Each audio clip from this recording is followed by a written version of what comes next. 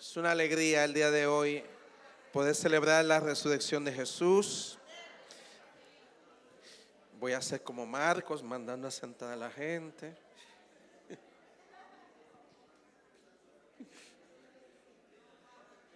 No, me voy a portar bien.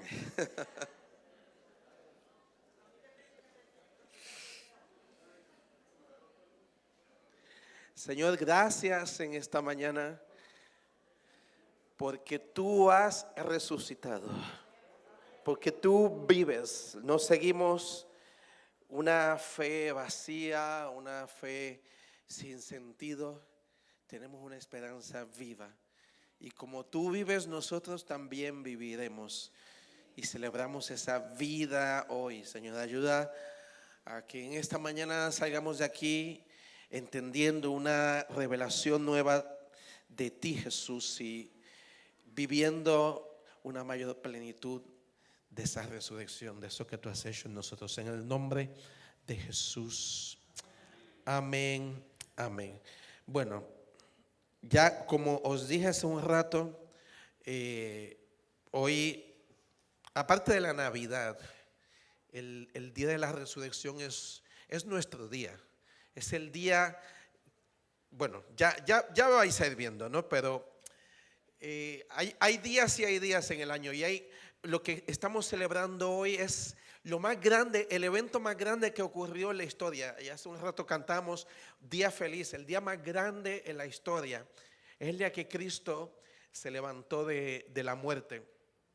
Todo empieza a raíz de un día terrible. De hecho, hay dos días terribles en la historia.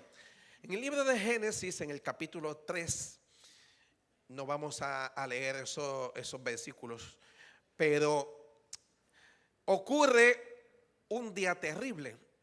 Y a razón de ese día es que tiene que ocurrir después la resurrección. Dios, habiendo puesto al ser humano en un lugar perfecto, en un lugar de comunión íntima con Él, en un lugar donde no había ni dolor, ni enfermedad, ni el mal. Pero el ser humano, en la libertad que Dios le había dado, toma una decisión equivocada y desobedece a Dios. Y en ese momento, y lo podéis mirar en Génesis 3:15, hay un momento en que Dios aparece en el Edén y se establece un juicio, una separación entre el ser humano y Dios a raíz del pecado. Un Dios santo no podía estar cerca de la impureza, de la maldad, de la rebelión que había en el corazón del hombre, y eso crea una separación. Y en ese momento en que Dios está dictaminando juicios, hay un juicio que muchas veces lo leemos en la Biblia y se nos pasa por alto. Dios habla a Satanás, le habla a la serpiente y le dice, después que le ha dicho al ser humano, con el fruto, con el sudor de tu frente vas a tener el fruto de la tierra, y le dice a la mujer, con dolores vas a dar a luz tus hijos.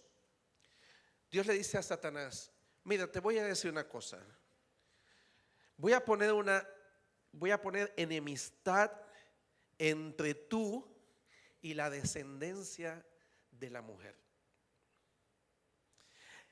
Alguien, estoy parafraseando este versículo. El versículo dice, su simiente te aplastará la cabeza. Alguien de la descendencia de la mujer te va a pisar la cabeza, pero tú le morderás el talón. Y esa es la primera profecía en la Biblia en la cual se nos dice que la caída del ser humano no era el fin, que había un plan, había un propósito de Dios, y ese propósito de Dios se iba a consumar en el día de la resurrección. En ese día, y esa es la primera profecía que hay en la Biblia, de que un día en la cruz Cristo iba a aplastar la cabeza de Satanás. Satanás iba a herirlo, ¿no? Una mordedura en el talón. Y todo esto es lenguaje simbólico, ¿no? Representativo de lo que iba a ocurrir ese día. Pero Cristo le iba a pisar la cabeza a Satanás. En la Biblia se nos habla de Cristo, y sobre todo en el libro de Apocalipsis, como se le describe como el cordero y el león.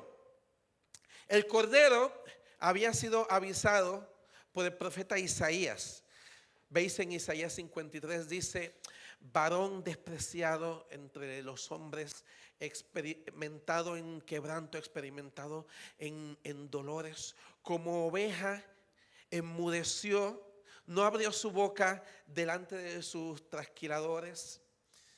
Y vemos toda la descripción del sacrificio de Jesús. Y luego en esta semana yo veía una película muy antigua, no la recomiendo tanto porque no me pero ilustraba esta verdad, ¿no? De Jesús en el momento en que tiene que enfrentar a sus acusadores, enfrentar a pues todo lo que se estaba diciendo, toda esta trama que había en contra de él para matarlo. Y Jesús calló su boca. Jesús actuó en mansedumbre. Juan el Bautista lo había presentado antes como el Cordero de Dios que quita el pecado del mundo. Y Jesús va a la cruz como un cordero en obediencia al Padre. Él acepta la cruz como su destino, como su propósito. Él le dice al Padre en oración en el Getsemaní: esto es una carga fuerte, esto va a ser difícil, mi corazón está cargado, pero que no sea mi voluntad, sino que sea tu voluntad. La crucifixión de Jesús coincide con la Pascua judía. La Pascua judía era una celebración, una conmemoración en la cual se recordaba que un día ellos habían sido esclavos y fueron liberados de Egipto. Y esa noche en que fueron liberados, el ángel de la muerte había descendido en Egipto. Y ellos los judíos habían matado un cordero perfecto, un cordero que no podía tener ni un defecto, nada, ni una mancha, nada. Y ese cordero había sido sacrificado, había la sangre de ese cordero había sido puesta en el dintel de las puertas, ¿no? Y el ángel de la muerte había pasado y no había matado al primogénito de cada casa, a diferencia de los egipcios, donde sí murió el primogénito. Así que a partir de ese día se celebraba la Pascua. En Jerusalén, mientras Jesús estaba muriendo en la cruz, en Jerusalén se estaban sacrificando corderos, se estaban matando miles de corderos. Era el gran día del judaísmo para conmemorar esa liberación. Y Jesús, como cordero perfecto de Dios, porque solamente alguien que era perfecto podía pagar la deuda y la condena que había en contra de toda la raza humana. Así que Jesús, como ese cordero perfecto, estaba en la cruz derramando su sangre en mansedumbre. Él podía liberarse de la cruz. Él le dijo al apóstol Pedro, cuando él había cortado la oreja ahora olvidé el nombre de esta persona, de Marco, gracias. Y él le dijo: mira, yo puedo mandar a descender una legión de ángeles ahora mismo para liberarme de estos personas que me vienen a arrestar, pero yo estoy entregando mi vida de forma voluntaria. En el libro de Apocalipsis vuelve a aparecer esta imagen del cordero. En Apocalipsis 5:13 dice: digno es el cordero que ha sido sacrificado de recibir el poder, la riqueza y la sabiduría, la fortaleza y la honra, la gloria y la alabanza. Mientras el cordero está derramando su sangre en la cruz y ha clamado al cielo y ha dicho: Abba, Padre, si es posible, pasa de mí esta copa. Había antes de ir a la cruz, había dicho: Abba, Padre. En la cruz había clamado y había dicho: ¿dónde estás? ¿Dónde estás? Elí, Elí, lama sabactani. ¿Dónde estás? ¿Dónde estás, mi Padre? Había experimentado y llevado sobre sí toda la carga del pecado, todo el dolor, toda la aflicción, toda la enfermedad. Isaías había dicho que él iba a llevar sobre sí toda la aflicción del ser humano. Mateo 27:45 dice que de momento desciende una oscuridad terrible sobre toda la tierra en el momento en que Jesús va a morir. Hay algo a nivel espiritual que se está manifestando y de una forma visible empieza a ser evidente para las personas que estaban allí. Algo estaba marcando la historia. Cuando Jesús clama al Padre y le dice: en tus manos encomiendo mi espíritu, hay un terremoto. Y en ese momento de ese terremoto se desata un poder que el mundo jamás había experimentado.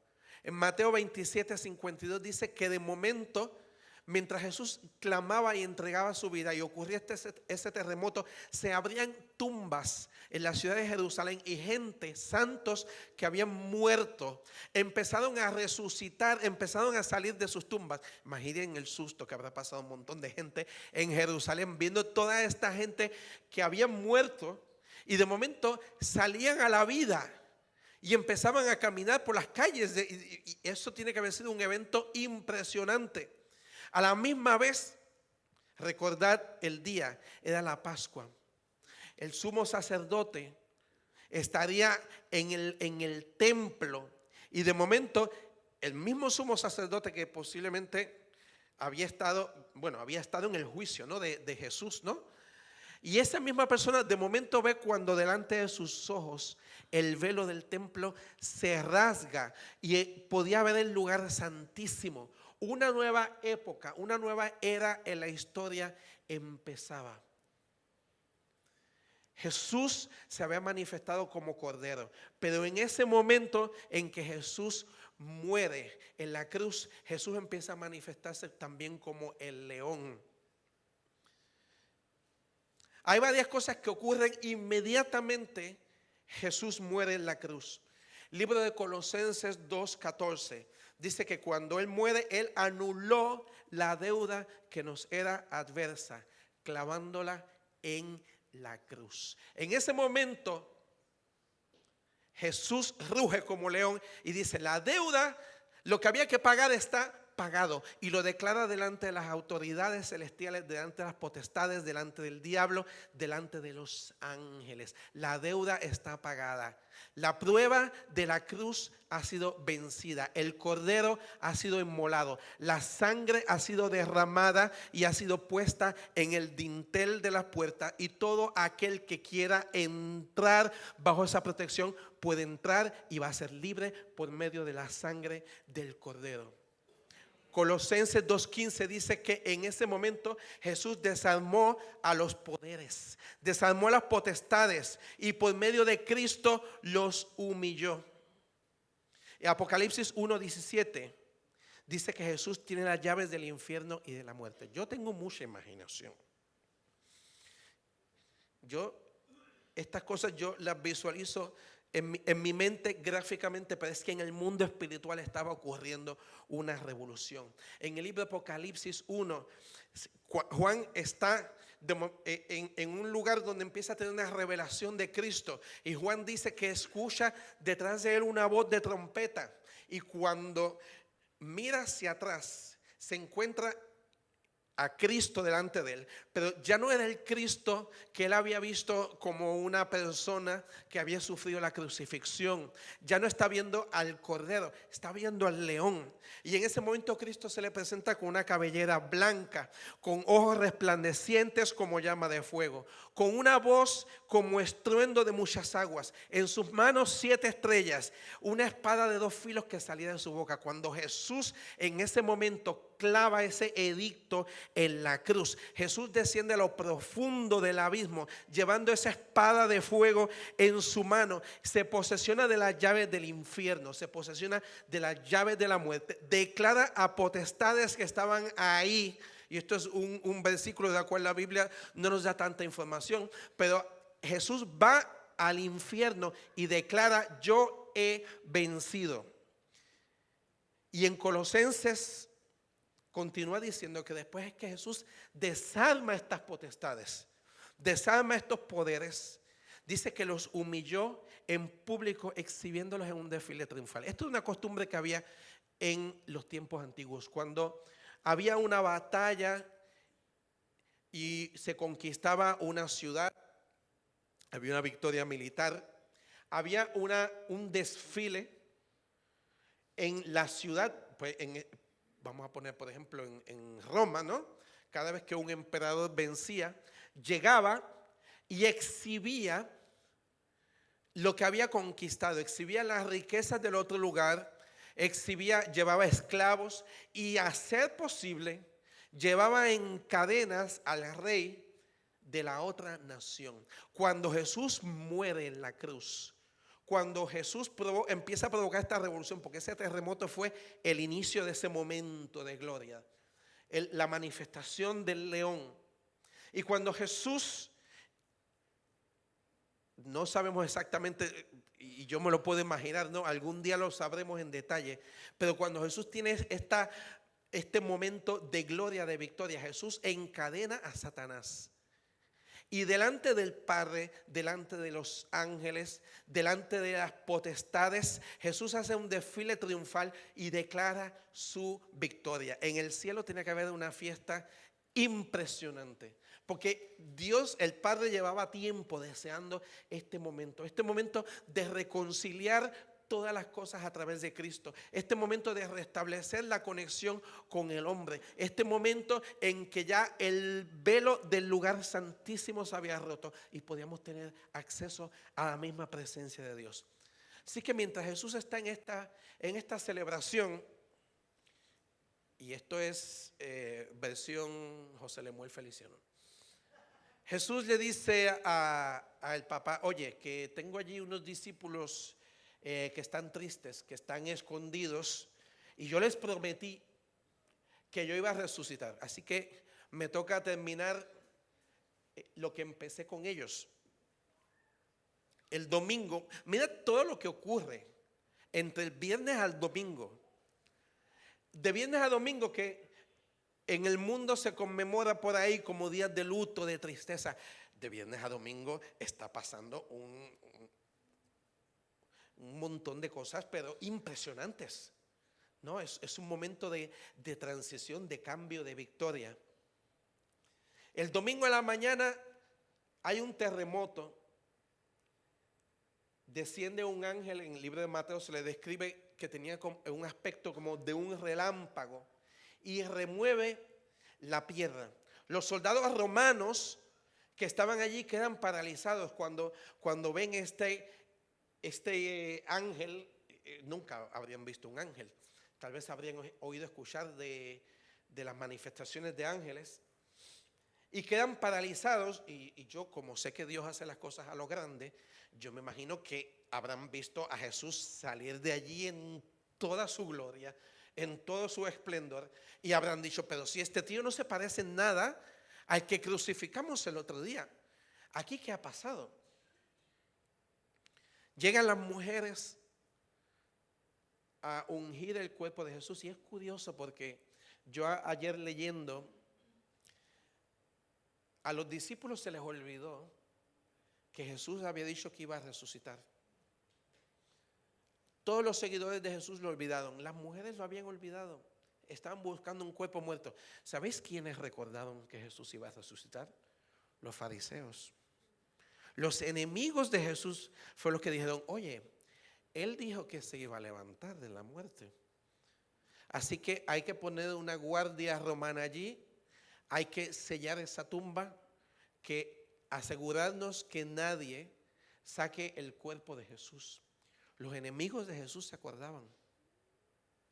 Así que las mujeres llegan a la tumba y de momento dos ángeles del Señor se les aparecen y le dicen: ¿por qué buscáis entre los muertos al que vive?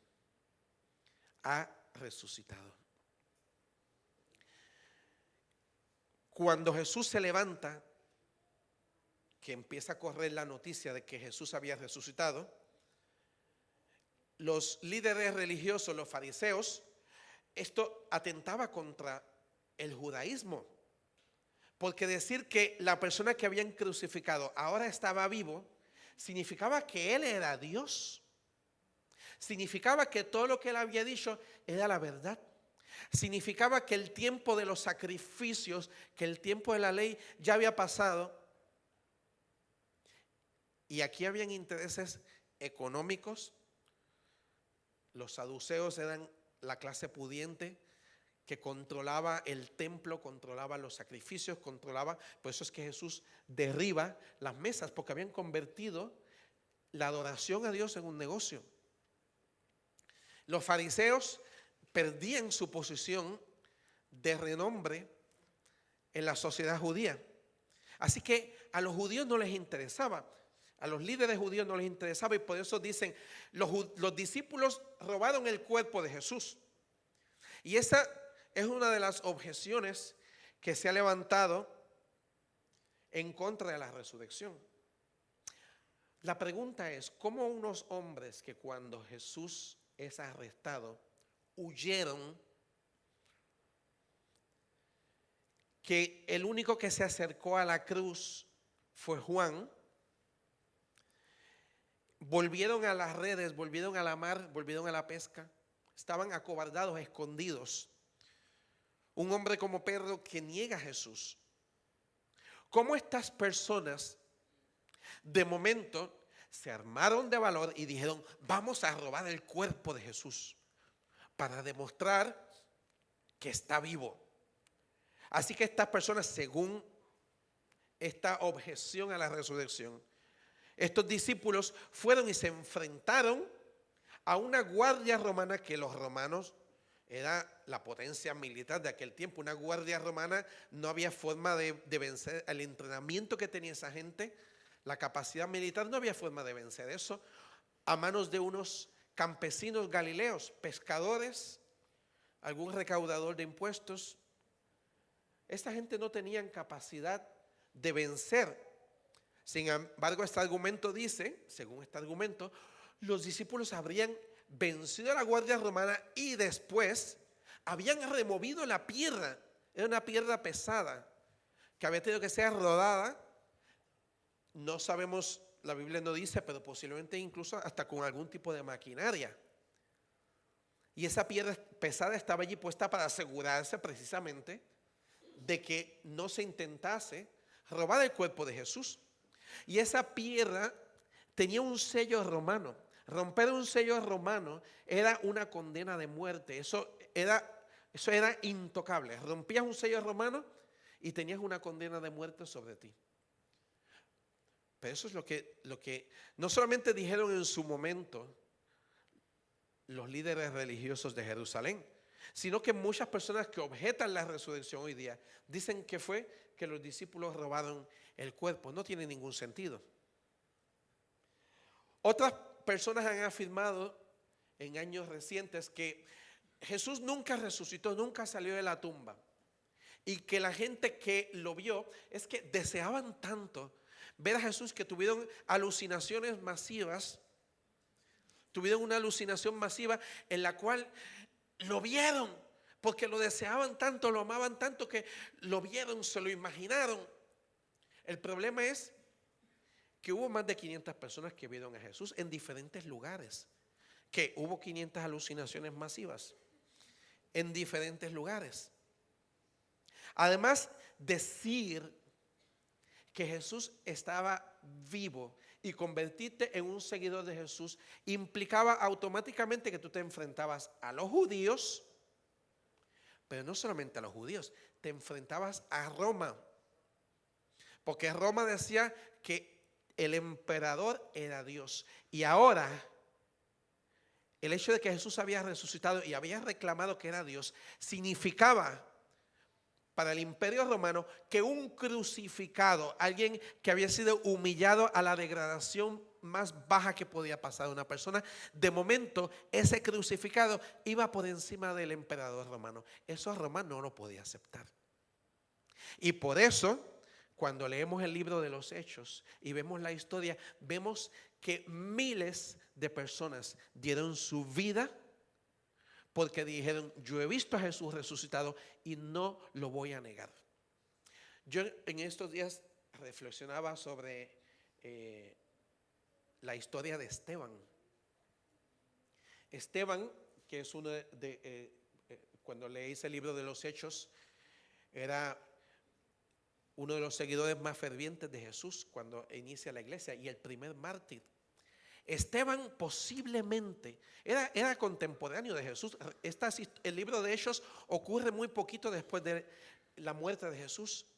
Esteban posiblemente había estado en Jerusalén entre todas las gentes que cantaban Hosana al Hijo de David. Habrá visto los milagros, habrá visto y escuchado a Jesús enseñar, habrá visto la autoridad de Jesús, habrá visto el poder que salía a través de él. Y cualquier persona en su sano juicio hubiera dicho: yo quiero ese poder también. Eso me gusta, yo lo quiero. Y habrá escuchado la promesa de Jesús diciendo que él iba a derramar el poder del Espíritu Santo. Así que habían 120 personas orando en el aposento alto para recibir el poder del Espíritu Santo. Muy posiblemente Esteban era uno de esos. Lo que sí sabemos es que fue lleno del poder del Espíritu Santo y empieza a proclamar la verdad y hablar de la revelación de Cristo sin ningún miedo delante de las mismas autoridades que habían matado a Jesús. Lo arrestan y a los mismos líderes religiosos le dice: ese Jesús al cual vosotros crucificasteis, ese es el Hijo de Dios. Esto provoca una furia tremenda en los líderes religiosos.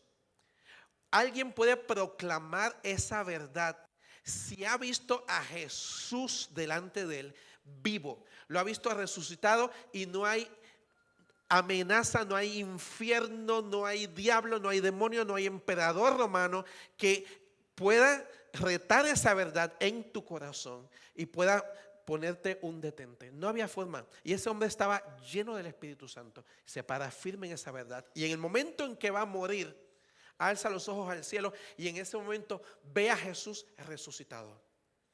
Y dice: veo los cielos abiertos y a Jesús resucitado, a Jesús puesto de pie esperándome. No había forma de que 500 personas tuvieran una alucinación masiva y decidieran pues envalentonarse de momento y contar esta historia. Esto era el poder del Espíritu Santo. Esto era el poder de la resurrección dentro de ellos. El argumento más absurdo de todos en contra de la resurrección, y esto da un poquito de risa, es que, y esto lo han dicho gente supuestamente inteligente, es que Jesús tuvo un desmayo en la cruz. Jesús no murió. Jesús tuvo un desmayo en la cruz. Entonces, Jesús había perdido mucha sangre. Ya cuando tiene este desmayo pensaron que había muerto y lo bajan de la cruz. Y Jesús nunca murió. Estaba vivo y coleando dentro de la tumba. Oye, pues el milagro de la resurrección es más grande todavía, ¿eh? Porque después de la paliza que le han dado, después de los latigazos que le arrancaron la piel, del desangramiento que había sufrido, después que está envuelto en un sudario, oye, lo metieron en una tumba oscura. Y Jesús, dentro de la oscuridad, fue capaz de quitarse los vendajes, remover la piedra y enfrentarse a una guardia romana y cargárselos a todos y decir después que había resucitado. Impresionante, ¿no? O sea, si tú quieres minimizar el milagro, al contrario, le haces un favor a la causa de Jesús, porque haces el milagro más grande todavía, ¿no?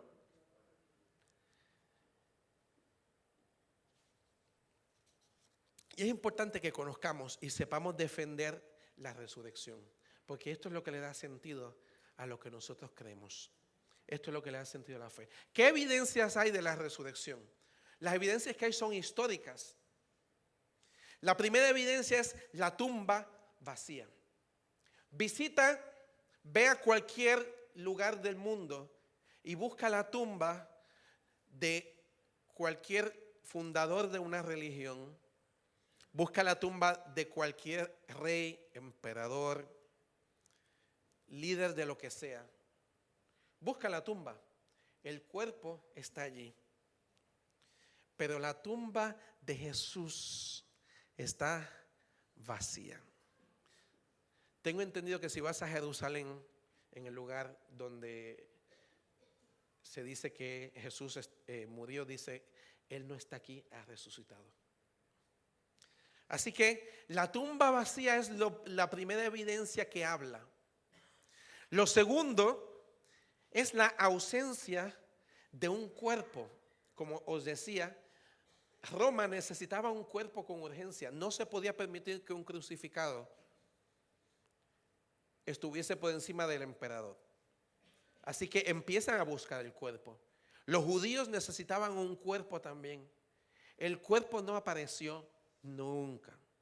De hecho, cuando lees el libro de los Hechos, en ningún momento aparece que los líderes religiosos tuviesen la valentía de enfrentar a los discípulos y decirle, oye, danos el cuerpo que tenéis escondido. En ningún momento no se atrevieron a decirle porque sabían que Jesús estaba vivo. Así que esa es la segunda evidencia, la ausencia de un cuerpo. La tercera evidencia es la ausencia de algún documento romano o judío. No se atrevieron a escribir, a redactar, en tal sitio, en tal lugar, hemos encontrado el cuerpo de Jesús. Podemos certificar que es Él, realmente tiene todas las señales de todo lo que sufrió en la cruz. Así que lo que Él dijo sobre que iba a resucitar es mentira, cochina. Aquí está el cuerpo de Jesús. Ningún documento pudo salir. Luego más de 500 testigos en diferentes lugares afirmaron que lo habían visto, que se había sentado con ellos en una mesa, que había caminado con ellos. A María Magdalena se le aparece en el huerto. Y todas estas personas testificaron, y como ya dije anteriormente, muchos dieron su vida por esa verdad.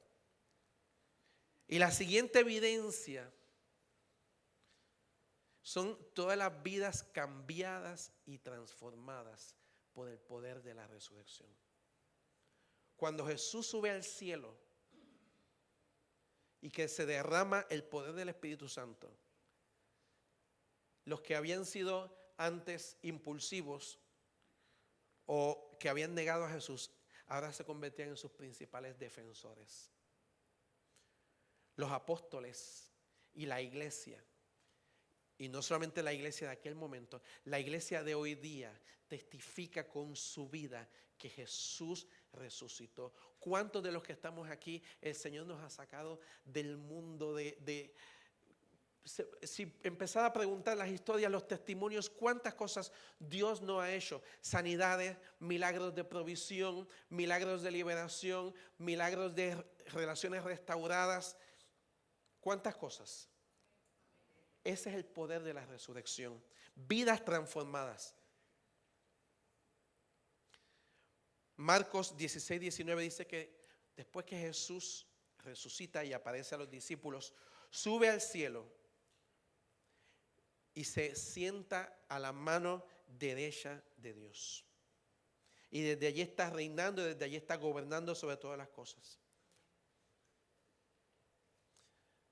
Conocer la resurrección es vital porque 1 Corintios 15, 14 dice que si Jesús, en el libro de Romanos dice, Romanos 8, dice que si Jesús no hubiese resucitado, vana sería nuestra fe. 1 Corintios 15, 14, la resurrección da sentido a nuestra fe. Si Jesús no hubiese resucitado, no tendría nos debíamos haber ido para Andalucía todos, para la playa o para Canarias. Pero el hecho de que Jesús resucitó le da sentido a nuestra fe. 1 Corintios 15, del 20 al 22 dice que Jesús al resucitar se convirtió en el primogénito de la resurrección. La resurrección de Jesús indica que Jesús era el Hijo de Dios y era Dios mismo. Si Jesús no hubiese resucitado, todas las afirmaciones que él hizo de que era Dios no tendrían valor. Pero cuando Él resucita, establece que era verdad todo lo que Él dijo. La resurrección también demuestra que Jesús cumple sus promesas.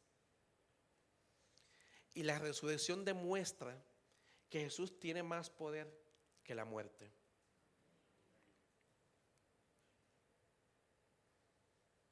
Filipenses 2 del 9 al 11 dice que Jesús se convierte en aquel que tiene un nombre por sobre todo nombre. Humillado hasta lo sumo y exaltado al lugar más alto, a la mano derecha de Dios. Ahora, me gusta esa parte que dice en 1 Corintios 15, del 20 al 22, que Él es el primogénito de la resurrección, el primero. Eso quiere decir que va a haber más gente que van a resucitar. Quiere decir que habremos más que seremos levantados. Romanos 8:11. Este sí lo leemos. Y dice: si el espíritu de aquel que levantó a Jesús de entre los muertos vive en vosotros, el mismo que levantó a Cristo de entre los muertos también dará vida a vuestros cuerpos mortales por medio de su espíritu que vive en vosotros.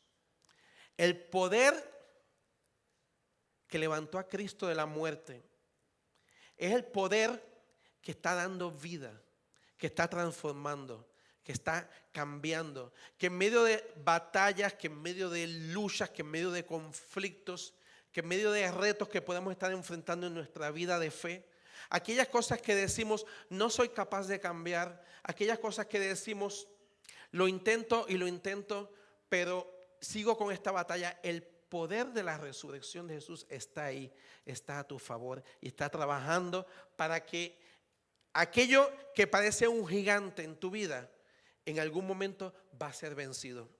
Efesios 1 del 19 al 20 y reafirma esta verdad, dice,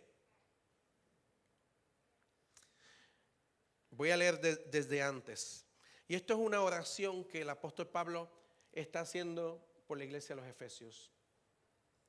Pablo dice: pido también que sean iluminados los ojos del corazón, para que sepáis a qué esperanza Él os ha llamado, cuál es la riqueza de su gloria, de su gloriosa herencia entre los santos, y cuán incomparable es la grandeza de su poder a favor de los que creemos. Ese poder es la fuerza grandiosa y eficaz que Dios ejerció en Cristo cuando lo resucitó de entre los muertos y lo sentó a su derecha en las regiones celestiales, muy por encima de todo gobierno y autoridad, poder y dominio y de cualquier otro nombre que se invoque, no solo en el mundo, sino en el venidero. Dios sometió todas las cosas al dominio de Cristo y le dio como cabeza de todo a la iglesia. Este es su cuerpo, es la plenitud de aquel que lo llena todo por completo. Ese poder es la fuerza grandiosa y eficaz que Dios ejerció cuando levantó a Jesús de la muerte y que opera en nosotros.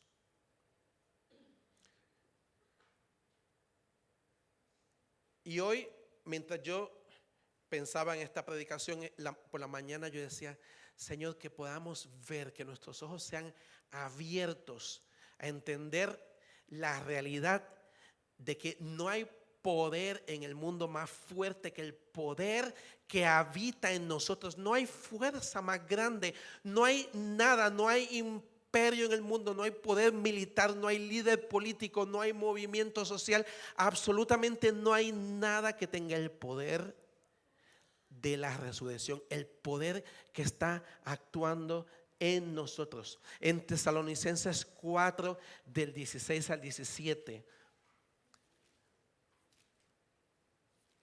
habla de algo que Dios va a hacer a través de ese poder. El Señor mismo descenderá del cielo con voz de mando, con voz de arcángel y con trompeta de Dios.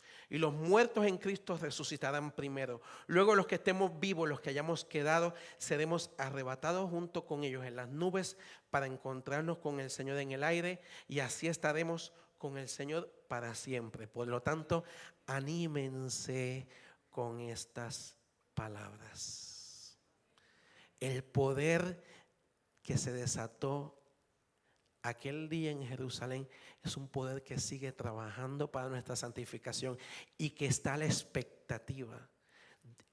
Cristo está a la expectativa de ver cómo ese poder nos va a levantar de esta tierra. Ese poder va a resucitar a los muertos en Cristo y seremos arrebatados para estar con el Señor un día en el aire. Y esa va a ser la mejor fiesta de resurrección. Porque en ese día no solamente celebraremos que Cristo venció, en ese día celebraremos que nosotros también habremos vencido. En ese día vamos a celebrar que nosotros también habremos resucitado y estaremos con el Señor por siempre. Oye, nos espera una fiesta, y cuando uno va para una fiesta hay que ponerse guapo, hay que ponerse guapa. Así que nosotros, como la esposa de Cristo, vamos a prepararnos para ese día. Y vamos a vivir todos los días recordando. Y cuando estés batallando, cuando estés orando por algo, dile al Señor, tu palabra dice que el poder que levantó a Cristo de la muerte está actuando en mí. Yo reclamo ese poder en mi vida. Yo reclamo la sangre del Cordero. Yo reclamo el poder del León de Judá dentro de mí, trabajando para mi santificación y trabajando para que un día yo sea como Cristo, y que Él, como primogénito de todos los resucitados, sea el que me guíe a que yo un día resucite también con Él y pueda estar con Él en el cielo. Gloria a Dios. Qué esperanza tan tremenda tenemos en Cristo. Amén. Si ese aplauso para Jesús tiene que ser más fuerte, tiene que ser más fuerte. Hoy es nuestro día de fiesta.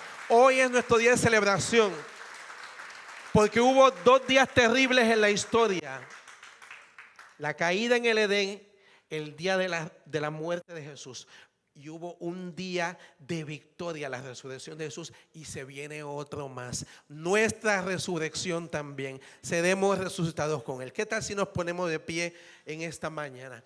Padre, yo oro como oraba Pablo. Señor,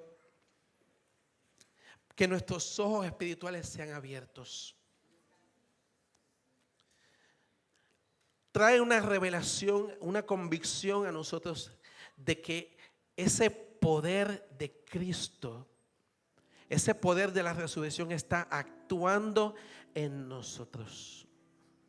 Está actuando para santificación,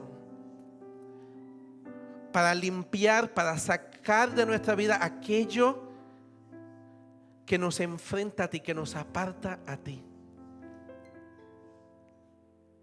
Eso que crea una distancia, una barrera entre nosotros y tú. Ese poder está rompiendo esa barrera. Ese poder está rompiendo el velo que nos separa. Lo ha roto y lo sigue rompiendo en nuestro corazón. Ese poder nos da victoria sobre Satanás. Yo oro por poder de liberación, por personas que pueden estar sintiendo opresión espiritual, en el nombre de Jesús. Yo oro para que el poder de la resurrección traiga liberación, traiga paz, traiga descanso, Señor, en la vida de tu iglesia. Oro para que ese poder traiga gozo, el gozo de tu salvación derramado en los corazones de tu iglesia. No hemos sido llamados a vivir sujetos al desánimo, no hemos sido llamados a vivir sujetos a la tristeza. Hemos sido llamados a vivir en medio de pruebas y dificultades, pero con el gozo de tu salvación, con el gozo que nos da el poder de la resurrección de Cristo. Derrama un espíritu de gozo, Señor, sobre tu iglesia.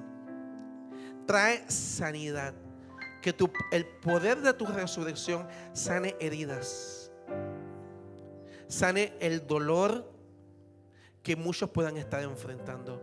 Oro por los que tratan, Señor, con traumas de su pasado, con situaciones que hieren el alma, que hieren las emociones. Que el poder de la resurrección de Cristo traiga sanidad. Oro por aquellos que tienen una dolencia física y que están clamando por sanidad. El poder que levantó a Cristo de la muerte es el poder que quiere traer sanidad física. Oro por esa manifestación de poder trayendo milagros. Milagros de provisión, milagros de trabajo, milagros, Señor, de reconciliación de familias, de reconciliación de relaciones, Señor, de traer los hijos pródigos, de reconciliar el corazón de los padres con los hijos. El poder de la resurrección. Y oro para que entendamos, internalicemos, Señor, como iglesia, ese poder. Y que salgamos de aquí proclamándolo sin vergüenza. Como decía el apóstol Pablo, no me avergüenzo del evangelio porque es poder de Dios. Que vivamos proclamando la verdad de tu evangelio. En el nombre de Jesús. Alguien que esté aquí y que no conozca a Jesús y que en esta mañana quiera entregarle su vida a Jesús. Esta mañana tú puedes resucitar también. Nacer de muerte a vida. ¿Hay alguien que quiera entregar su vida a Jesús? Que nunca lo haya hecho y que quiera decir yo quiero.